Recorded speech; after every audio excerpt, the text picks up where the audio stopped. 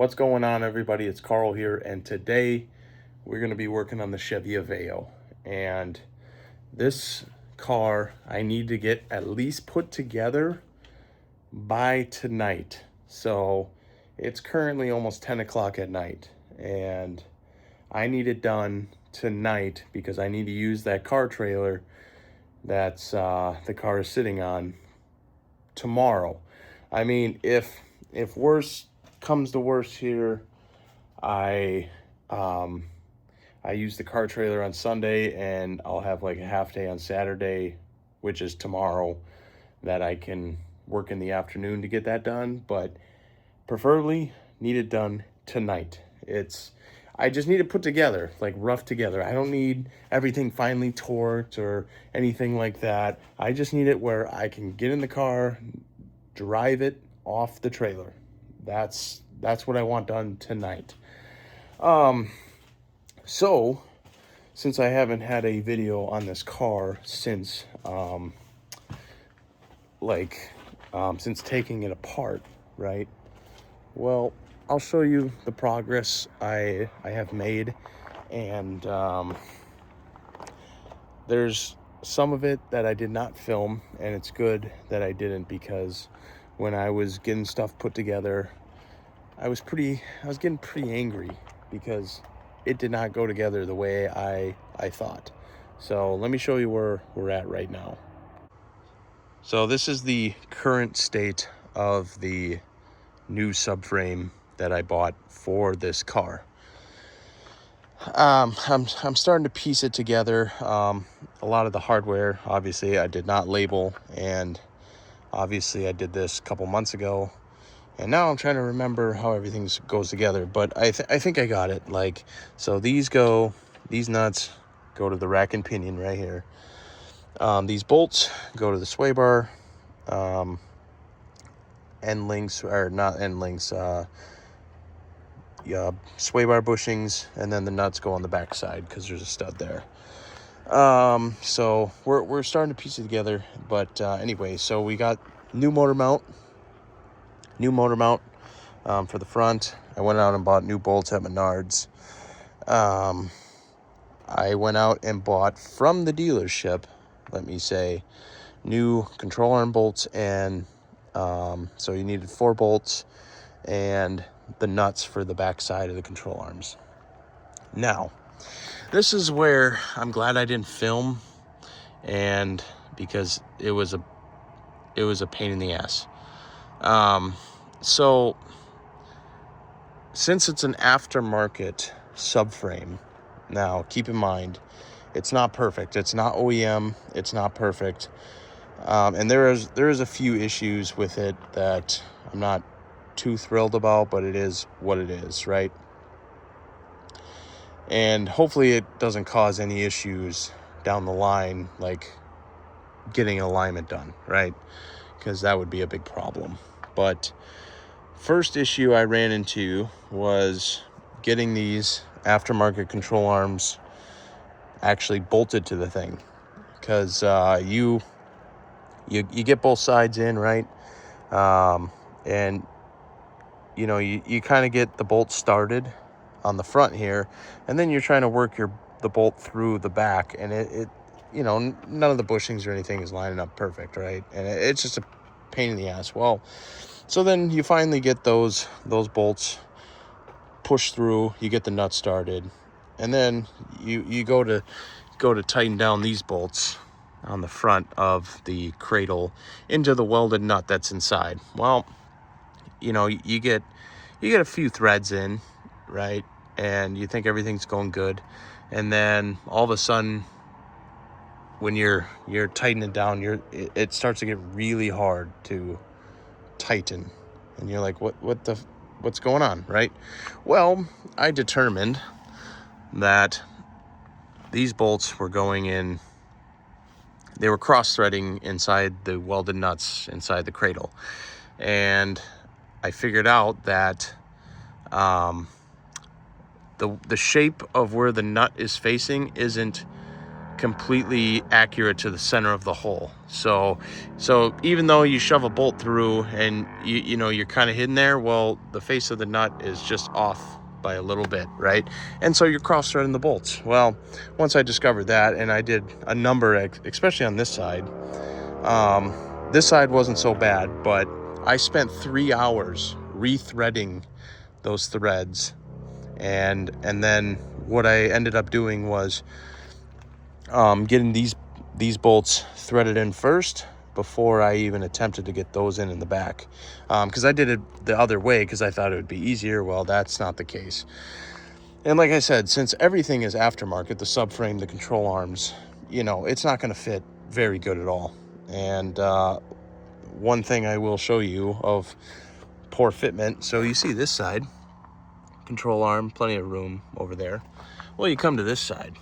Well, look at that. It has a clearance issue. Now, I'm not going to care that much because I think over time that will just wear, you know, kind of bend the subframe the shape it needs to be in, and I'm not going to worry about it. So when it comes to bolting this thing in the car, I am hoping that there is no fitment issues with the holes that go on the pegs there, and then those holes in the back. That's what I'm hoping.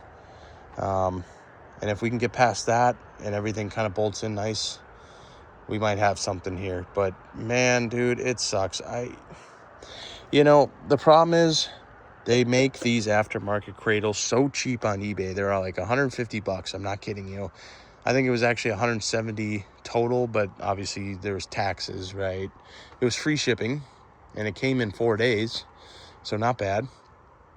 But yeah, it's just, you know, it was a pain in the ass. So this is how far I've gotten, and now we're going to finish it the rest of the way where I can just drive it right off the trailer. So I think what I'm going to start to do, I'm going to get the sway bar tightened down with the 2 bolts that I got here and tighten those nuts down. And then we are going to move on to pretty much getting this thing on a jacking it up. Now, what I want to do, hopefully, is start to get that power steering rack, or rack and pinion, bolted onto these studs here before I tighten down the cradle, because there's going to be a lot more room to do that when it's all loosey-goosey. Because when it was in the car, impossible. It was tough, but I got it. And so if we can get that, then we can just get I'm just going to pop the tie rods back in to the control, or to the knuckles for now. And we'll just get these control arm ball joints tightened down to the knuckle as well. Just, you know, it just needs to be tight. Doesn't need to be torqued or nothing. Just enough so I can back it off the trailer. Like I said, again, we'll get I got new rotors, got new pads. We'll get the bracketry all figured out, and we'll see where we're at from there. I'm expecting it to not take too long, but I don't want to say that it won't, because again, I ran into that issue that took 3 hours, and it wasted a whole night of my time actually getting this thing back together, because I thought I would have this done in 1 day for sure, but I'm always wrong, so that's not a big deal. But all right, let's get into it. Let's get those tightened down, and we'll move on one thing at a time. So this is a perfect example here. This is the shit I've been dealing with on this aftermarket subframe. So I get the bolt in on this side, get the nut tightened down, and now I'm on to the last hole, right? Well, I put the bolt in, and I'm stripping out my bolt, and as you can see, you can kind of see the shininess where it started really gnawing on the threads there.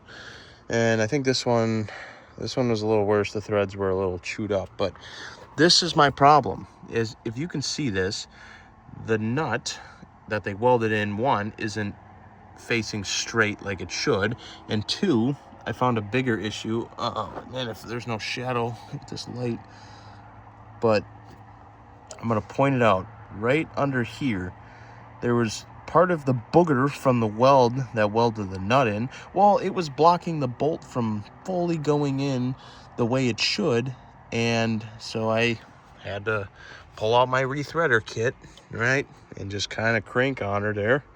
And once I started getting it going, it did, as like if you look, it kind of made threads in that booger right there of a weld. And so now everything goes in and out very nicely. But this is, like I said, this is the shit I've been dealing with. But again, this is a cheap Chinese aftermarket. So this is the quality that you get when you go cheap. Again, this is all that's made anymore. There's no OEM, there's no, quality, I don't know, like, there's no quality manufacturers that are making them in the US for aftermarket parts. There's nothing. This is it. You go on eBay, you buy these cheap Chinese ones, and then you put them in and you make them work. That's it. So now that we got that done, now we can finally get the sway bar bolted down and then move on to the next thing here, which is most likely getting this thing in the car. Okay, so finally we've got the sway bar bushings bolted down, sway bar's on, and she ready to go in the car. I just want to say one thing, and like, this is totally true. But I always laugh when I see, mechanics on YouTube and all this and that, and they all, the ones that live in the South, and they never see rust ever. They got the easiest, graviest shit that you can find and work on, and like do all these big jobs with no bolts or nuts, giving you fucking hell every time. And before you fucking say, oh, well, you're putting a new subframe in, so it shouldn't be that hard, right? Well, look, it's because of the fucking rust that I had to do this in the first place, If there was no rust, I wouldn't be replacing all this stuff. I would just be doing the ball joints if I could, or just doing the control arms. I wouldn't be doing the subframe. You know what I mean? So, like I said, I always laugh at these mechanics down in the South, and, always, oh, this is a tough job, blah, blah, blah. Nah, dude, everything is, I swear to God, twice as easy if there's no rust, no corrosion, shit like that. 100%.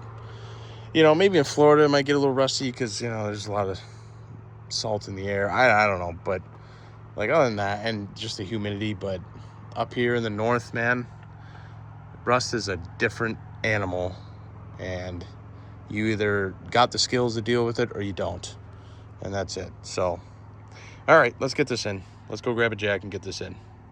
Okay, so it took about an hour to get everything kind of roughed in the car, but as you can see, we got it in. These are just the body bolts. They're just snug tight. I don't have them torqued or anything like that. Even this, the ball joint bolt or nut, that's just hand tight. This, I kind of just screwed it on a little bit just to hold it, but now I can spin the ball joint, so I know that tie rod's bad, but even up here, just screwed it in a little bit for the sway bar link. Not a big deal. So the only thing I do have that is tight is the sway bar bushing mounts there. And actually, I do see I got to go a little farther on that one. That one was getting tight, and I don't know. But I'll finish that one up because the rack and pinion, those I can leave tight and be done with them. But again, it's not like the final thing yet. I mean, there's a lot more work to do on this car. But if you come around to the other side, I want to show you something. We're getting the brakes back together now, and like I said, everything else kind of same story. Just we got a nut on there, just holding it all together, because all I need is this to just back off this trailer. That's it. That's all I need, and then we'll finish this another day. So it's not the end of the world. But we got a brand new rotor on, and I'm actually surprised that all the outside and hub surface and everything is all painted, protected. So it's kind of interesting. I didn't expect that at all, especially the place I bought all this stuff from. I don't even know the brand. Oh my god. It's like 12:30 at night right now. Oh, it's Silent Stop? I didn't even read the brand when I grabbed it off the shelf. They just told me, they told me it's going to be this number. They put their own like numbers and shit on stuff. And I was like, okay, I'll go find that number. And there you, what do you know? Interesting. But yeah, so yeah, we'll get the rotor on the other side, and then we'll be on to the brake pad brackets there. Get those all swapped over. What really pisses me off though is when I did grab this stuff from this auto parts store, and this like brake lube that's like, I don't know, they don't really give you a lot, but it didn't come with the hardware. I'm pretty upset about that. So looks like I'll have to reuse the hardware, kind of clean them up a little bit, but whatever, I guess. Not the end of the world. So all right, so I got the front brakes done. I pretty much re-greased all the pins. This pin on the driver's side was pretty crusty, and I cleaned it out the best I can. Yeah, I could go get a new bracket, and I might do that. But pretty much I just left everything, just snug tight for now. Like I said, we're going to be doing tie rods and other things. I just need it to roll. You know what I mean? So now we'll be ready to put the wheels on. And then we'll get the car down at least on its own 4 wheels. And then I think tomorrow is when I'll just, I got a bunch of stuff in the way of the trailer. Tomorrow is when I'll move everything, and we'll pull the truck and trailer out. And then we can unload the car and park it, and figure out another day to do more work on it. But we're getting pretty close, so, which is nice. And last thing before I finish up tonight, I got to take the battery out and put that on a battery tender, because I'm pretty sure the battery's dead. Especially because the reason I think it's dead is because when I open the door, the dome light's not coming on anymore. Maybe I turned it off. I don't know, but we'll take it out, put it on a battery tender overnight, let it charge and everything, and put it back in tomorrow and see what happens. So yeah, let's get the wheels on. Okay, the Chevy Aveo is on its own wheels now. I took the battery out, so mission accomplished. So let's get that battery charged, and hopefully tomorrow this thing will start right up and we can get it off the trailer and off we go. So, man, I can't believe that I got this done. All right, so there it is. We got her done in a time crunch. It's 2 o'clock in the morning right now. So I'm glad I got it done. I was thinking it was like 3 o'clock, but it's only 2, which is nice. So really, tonight, I'm going to go in, get some food, maybe probably have a stiff cocktail, and then take a hot shower and off to bed. But thanks for watching, everybody. Please like and subscribe, and I'll see you guys in the next one.